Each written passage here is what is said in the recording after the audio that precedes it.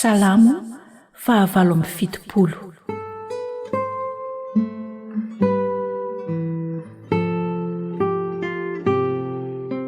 Fananarana nalaina tamin'ny tantaran'i Israely hatramin'ny Mosesy ka hatramin'ny Davida.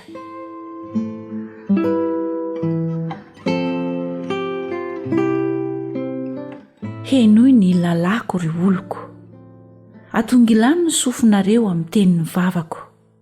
Hilobava ilaza fanoharana hanonona teny sarim-pantarina fony taloha aho, izay efa rentsika sy fantatsika ary nambaran'ny razantsika tamintsika, dia tsy mba hafenitsika amin'ny zanany, fa hambarantsika amin'ny taranaka ho avy ny fideranan'i Jehovah sy ny heriny ary ny fahagagana izay efa nataony. Fa nanorina teny vavolombelona teo amin'ny Jakoba izy, ary teo amin'ny Israely no nametrahany lalàna, izay nandidin'ny razantsika ampahafantariny zanany, mba hahafantatra izany ny taranaka ho avy dia ny zaza mbola hateraka, ka hitsangana hitory izany amin'ny zanany kosa, mba hametraka ny fanantenany amin'Andriamanitra ka tsy hanadiny ny asany, fa hitandrina ny didiny, mba tsy ho tahaka ny razany izay taranaka maditra sy mihodina izy, dia taranaka izay tsy mampiomana ny fony sady tsy marina tamin'Andriamanitra ny fanahany. Ny zanak'Efraima izay nitondra tsipika hitifirany dia niambota amin'ny andro fiadiana, tsy nitandrina ny fanekena amin'Andriamanitra izy ary tsy nety nandeha araka ny lalàny. Nanadiny ny asany izy sy ny fahagagana izay nampahitany azy. Teo anatrehan'ny razany nanaovany fahagagana tany amin'ny tany Egipta dia tany amin'ny tany lemaka Zoana. Nampisaraka ny ranomasina izy ka nitondra azy nita, dia nampijanona ny rano ho toy ny antotan-javatra, ary ny rahona no nitondra azy raha atoandro sy afo mahazava noho ny alina. Namaky vatolampy tany anefitra izy ka nampisotro azy nanaram-po tahaka ny amin'ny rano lalina, ary nampivoaka rano mandrika avy tamin'ny aram-bato izy ka nampirotsaka rano ho tahaka ny ony. Kanjo mbola nandrosona nota taminy ihany izy ireo ka nampahatezitra ny avo indrindra tany anefitra, dia nakafanan'Andriamanitra tampony izy tamin'ny ilany hanina araka ny nahaliana azy, dia ny teny nanohitra an'Andriamanitra izy ka nanao hoe: mahavelatra latabatra ty anefitra va Andriamanitra? Indro namela ny vatolampy izy, dia nigororona ny rano ka nandrika. Mahay manome mofo koa va izy? Mahatonga hena ho an'ny olona va izy? Koa noho ny reny Jehovah izany dia tezitra izy, ary nisy afon-drehatra tamin'i Jakoba, sady nisy fahatezerana namely ny Israely, satria tsy nino an'Andriamanitra izy ireo ka tsy natoko ny famonjeny. Kanefa nandidiny rahona tany ambony izy, ary ny varavaran'ny lanitra no novoany, dia nandatsaka mananteny aminy hohaniny izy, ary varin'ny lanitra no nomeny azy. Ny fihinany mahery no nohaniny olona, nanaterany hanina havoky azy izy. Nampandeha ny rivotra avy any antsinanana teny amin'ny lanitra izy, ary ny heriny no nitondrany ny rivotra avy any atsimo. Dia nampilatsahany hena betsaka ohatry ny vovoka izy, sy voromanidina ohatry ny fasiky ny ranomasina, ka nalatsa ny teny afovoan'ny tompony manodidina ny fitoerany, dia ninana izy ireo ka voky tsara, ary izay nilainy dia nomeny azy. Nefa tsy niala tamin'ny filana izy, ary mbola teo ambavany ihany ny haniny, dia nirehatra tamin'ny fahatezeran'Andriamanitra, ka nahafatesany ny tremalahy teo aminy, ary naripany ny zatovolahin'ny Israely. Fa na dia izany rehetra izany aza, dia mbola nanota ihany izy ireo, ka tsy nino ny fahagagana nataony. Dia nampahalevona ny androny toy ny fofinaina izy, ary ny taonany tamin'ny fampitahorana. Raha novonoina izy ireo dia nitady halalan'Andriamanitra izy, ary niverina ny katsaka azy. Dia nahatsiaro izy fa Andriamanitra ny vatolampiny, ary Andriamanitra avo indrindra ny mpanavitra azy.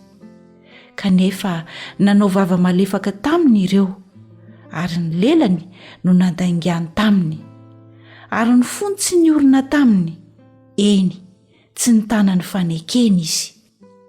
Nefa Andriamanitra kosa be famindram-po dia namela heloka ka tsy mandringana, eny na tsindry fo tokoa izy ka tsy nofoaziny avokoa ny fahavinirany, fa nahatsiaro izy fa nofo ihany ireo dia rivotra izay mandalo ka tsy miverina intsony.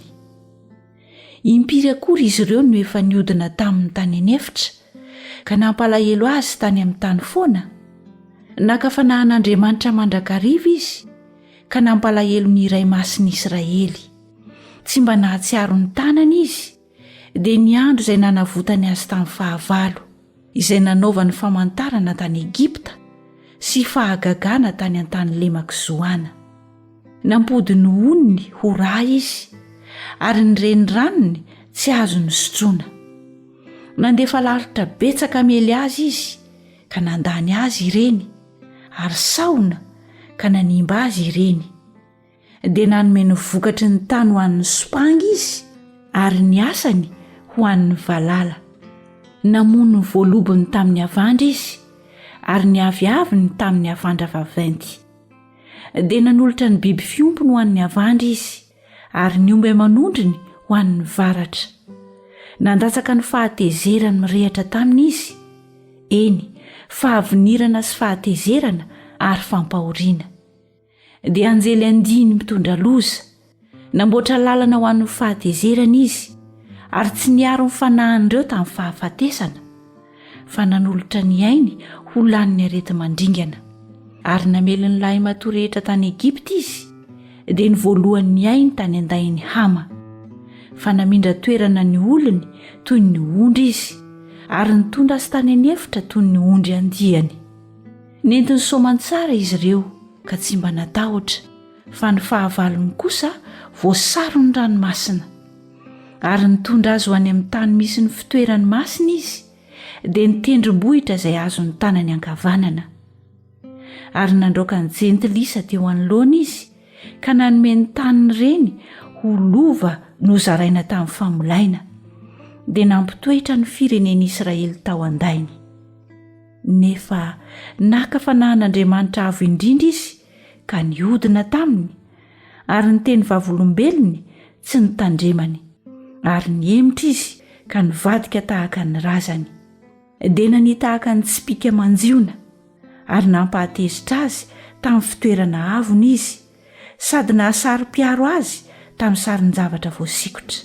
Ary nandrezany Andriamanitra dia tezitra izy ka nolaviny mihitsy ny Israely. Sady nahafoy ny taberna keliny tao Silo izy, dia ny lahy izay naoriny teo amin'ny olona dia natolony ho babo ny heriny, ary ny voninahiny ho eo an-tanany fahavalo. Dia nanolotra ny olony ho an'ny sabatra izy, ary tezitra indrindra tamin'ny lovany izy.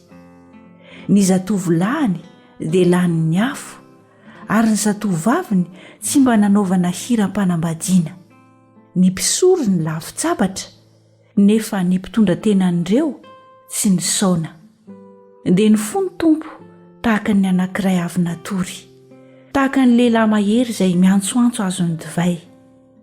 Dia namelo ny fahavalo ny amboy izy ka nahafa-baraka azy mandrakizay. Dia nanariny lainy Josefa izy, ary ny fireneny Efraima tsy nofidiny, fa nifidy ny fireneny Joda kosa izy, dia nitendrombohitra ziona izay tiany. Dia nanao ny fitoerana masina ho tahaka ny avoana izy, tahaka ny tany izay naorina ho mandrakizay. Dia nifidy an'i Davida mpanompony izy, ka naka azy avy tany ambalan'ondry, tany amin'ny fiandrasan'ny ondry ampianahana ny nakany azy, mba hiandry an'i Jakoba olony sy Israely lovany. Dia niandry ireo araka ny hitsy ny fony izy, ka nitondra azy araka ny fahaizany tanany.